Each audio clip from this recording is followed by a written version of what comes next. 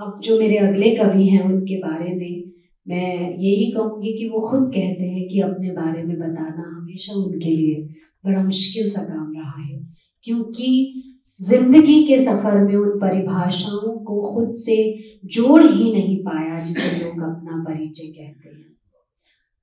तो ये जो लिखा है, ये लिखा है रोशन जी ने। वो कहते हैं कि वो परिचय तो महज कुछ उपलब्धियों और ओहदों की गिनती मात्र होती है और इंसान इन गिनतियों से बहुत ऊपर की चीज है। इसलिए मैं अवाक रह जाता हूँ जब कोई पूछता है अपने बारे में बताइए। लगता है क्या बताऊं, नाम और काम के सिवा। तो नाम है उनका रोशन झा। स्वागत करती हूँ रोशन का। और अपनी कुछ कविताएं हमारे सामने रखी है। एक कवि के रूप में मंडी हाउस में प्रतिष्ठित कवि हैं वो हमारी नजरों में।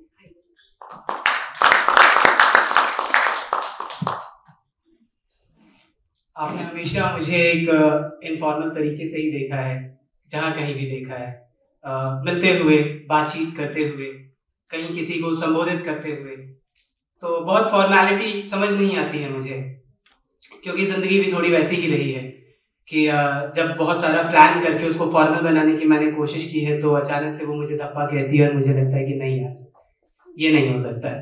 तो फिर लगता है कि चलो ठीक है, जो पैटर्न है लाइफ का, मेरे सबका नहीं, मैं वैसा ही रहता हूँ।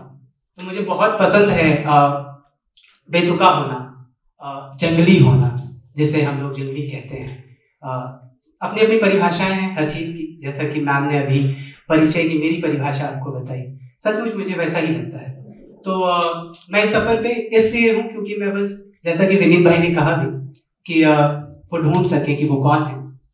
मुझे ऐसा लगता है कि मैं ढूंढ सकूँ मैं कौन हूँ, और मैं ढूंढ सकूँ कि मेरी कविताएं क्या हैं या वो शब्द क्या हैं जो मुझ तक आ रहे हैं। तो उसी सिलसिले में ज़्यादा नहीं, बस शुरू करते हैं। 2-3 कविताएं मैं लाया तो बहुत सारी था, पर चुन नहीं पा रहा था कि क्या सुनाऊंगा आपको। यहाँ की स्थिति के अनुसार से मैंने कहा कि अक्कड़ बक्कड़ कर लेंगे। तो मैं वहाँ बैठ के अक्कड़ बक्कड़ कर रहा था और 4 कविताएं मेरे हाथ आई, जिनमें से 3 सुनाऊंगा, चौथी आप लोग कहेंगे तो उसे आगे सुनाऊंगा। सबसे पहले कविता सुनाने के लिए या सुनने के लिए मुझे हमेशा लगता है कि मैं जब कोई बहुत अच्छा संगीत सुनता हूँ तो मुझे लगता है आवाज़ गूंज रही है बहुत, तो मैं थोड़ा पीछे हो जाता हूँ। तो मैं जब बहुत अच्छा संगीत सुनता हूँ या कोई भी बहुत अच्छा मास्टरपीस सुनने के मामले में मुझे लगता है कि मेरी आंखें अपने आप बंद हो जाती हैं। और कविताओं के लिए मुझे हमेशा ऐसा लगता है कि अगर आपको कविता जीनी हो ना, कभी भी सुनिए मत, देखिए। कविता देखी कैसे जाती है, एक कोशिश कर सकते हैं। तो मैं आपको कुछ सुनाता हूँ। एक कविता में ये एक्सपेरिमेंट करके देखते हैं, मजा आया तो आप कंटिन्यू रखिएगा, नहीं तो आंखें खोल लीजिएगा। आंखें बंद कीजिए, मैं आपको एक कविता सुनाता हूँ, देखते हैं कि आप कविता देख पाते हैं कि नहीं देख पाते हैं, है ना? आपके ऊपर है। तो कविता शुरू करता हूँ मैं आपको लिए चल रहा हूँ किसी दूर दराज के गांव में। कविता है मकई की बाली।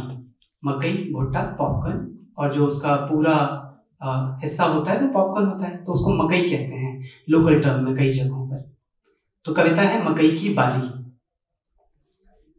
मैं अपने गांव लौट जाता हूँ जब भी तुम कहती हो इंतजार, और देखता हूँ खुद को टंगा हुआ मकई के बालियों सा, जो बाबा खोस देते थे छप्पर में अगले साल की फसल के लिए। इंतजार की अधिकता में छप्पर भर चुका है मकई के बालियों से, और मैं हूं कि अब तक रोपा नहीं गया नई पौध के लिए। मामूली मत समझो, तुम्हारा आना एक बीज के लिए माली का आना होगा। तुम्हारा आना होगा बाबा का आना। तुम्हारा आना संदेशा होगा नई फसल के आने का। तुम्हारे आने से मैं लहलहाऊंगा। उम्मीद है तुम आओगी हाथों में खुरपी और कुदाल लिए, सींचोगी, दोगी नई फसल की पहचान। और जो नहीं आई तुम, तो क्या होगा? सूख जाएंगे बीज, जिसके साथ सूख जाएंगी नई पौध, नए जीवन की सब संभावनाएं। लग जाएंगी मकड़ी के जाले, वीरान रहेगा घर, हवा के साथ करेगा भाएं भाएं। इंतजार टंगा रह जाएगा मकई की बाली सा वहीं कहीं छप्पर में।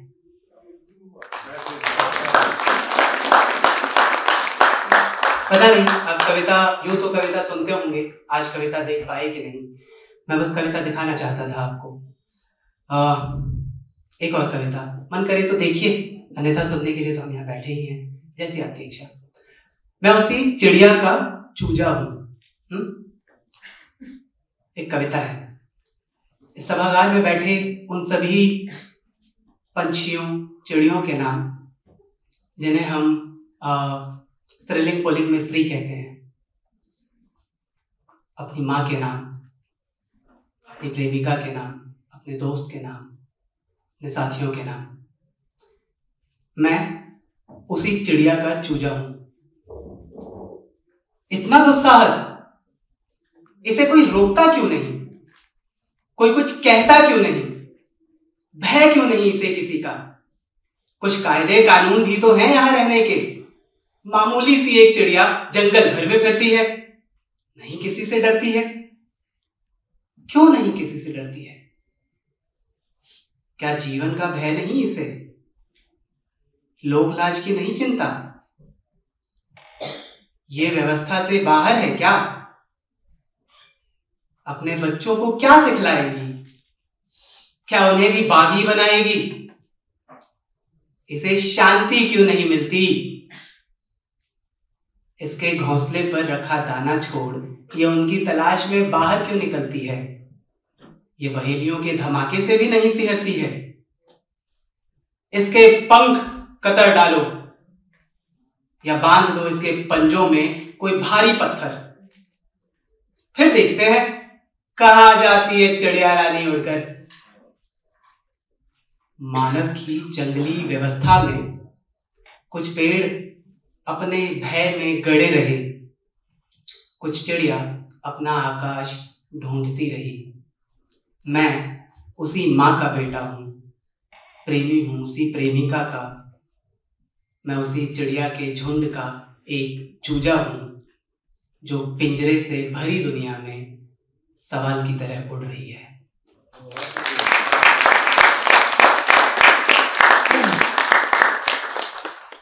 तो ऐसा कुछ। और एक और छोटी कविता, आकस्मिक मृत्यु। समय बीतते बीतते मैंने जाना, साहित्यकार और किसान में कोई फर्क नहीं होता। एक खाली जमीन पर उगाता है फसलें, एक उगाता है कोई विचार किसी शून्य में। दोनों करते हैं काम सृजन का, दोनों देते हैं योगदान जीवन के मूलभूत तत्व के रूप में। एक पेट भरता है तो एक भरता है मन। दोनों नहीं आने देना चाहते अपनी अगली नस्ल को इस दम घोटू जानलेवा व्यवस्था में। नहीं चाहता किसान की उसके बच्चे हाथ लगाएं इस मिट्टी को। नहीं चाहता है साहित्यकार की कोई और लिखे कोई और कविता इस घर में। आसान नहीं होता है ये फैसला, दोनों ने रखे होते हैं अपने अपने सीने पर पत्थर। और जैसा कि मैंने कहा, कोई फर्क नहीं किसान और साहित्यकार में। एक दिन साहित्यकार भी लगा लेता है फांसी, अपनी तंगियों से तंग आकर, ठीक किसान की तरह। मेरे बाबा किसान रहे और मैं साहित्यकार। हमारे घर में दो दो आकस्मिक मौतें तय हैं।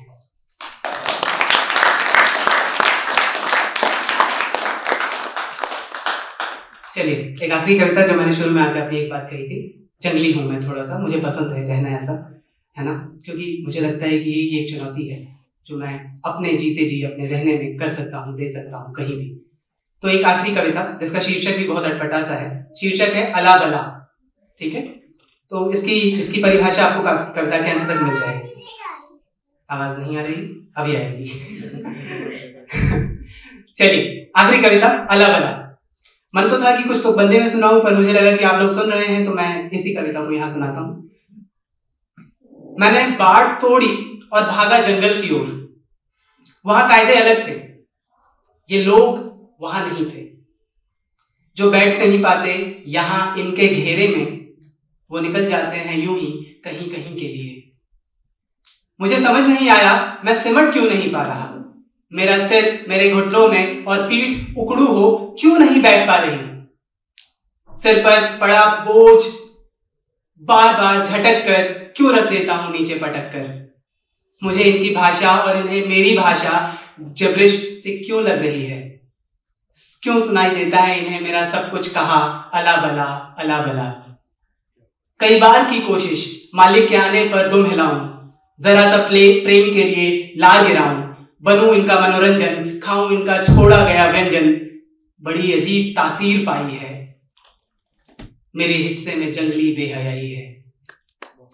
एकदम जंगली हूं, चला जाता हूं कहीं भी हवा से सीखा। भीतर बाहर एक सा रहना पानी दे गया। आग कहीं सीने में दबी है और मिट्टी मिट्टी ये जिस्म तो है ही। मुझे आकाश किसी खास ने कहा था। एकदम जंगली हूं, मुझे सभ्य होने के तरीके नहीं आए। मैं नहीं हो सका पालतू, हटो सामने से आथू। मैं तो चला हला बला अला बला अला बला।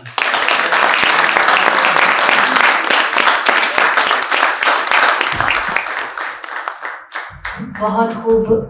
इतनी बेचैनी, इतना अपने आप को अंदर तक कुरेदना, ये सब तभी संभव है जब हम बहुत सचेत। रोशन की कविताओं को सुनकर यही लगा कि कितने सचेत हैं वो अपने आसपास के प्रति। इसीलिए इतनी बेचैनी है उनकी कविताओं में, एक उत्कटता है उनकी कविताओं में, कहीं कहीं व्यवस्था के प्रति एक खींच है उनकी कविताओं में।